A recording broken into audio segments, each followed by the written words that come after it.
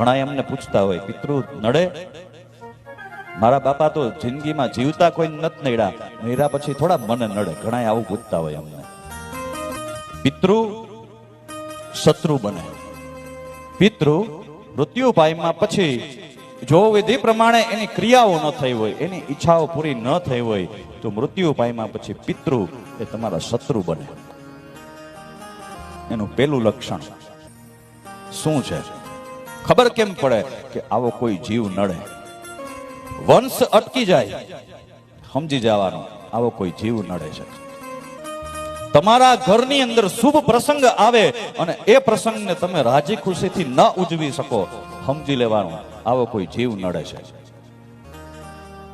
આખો દિવસ મોજમાં ગયો હોય અને જમવા બેહો ને ધડબડાટી ચાલુ થાય, સમજવાનું આવો કોઈ જીવ નડે છે.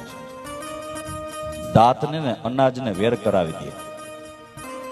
એકાંત જ્વર, તૃતીય જ્વર, ચાતુર્થિક જ્વર, ઝીણો ઝીણો તાવ આવતો હોય, દવા કરવાથી ઈલાજ કરવાથી તાવ ઉતરે જ નહીં, સમજવાનો આવો કોઈ જીવ નડે છે.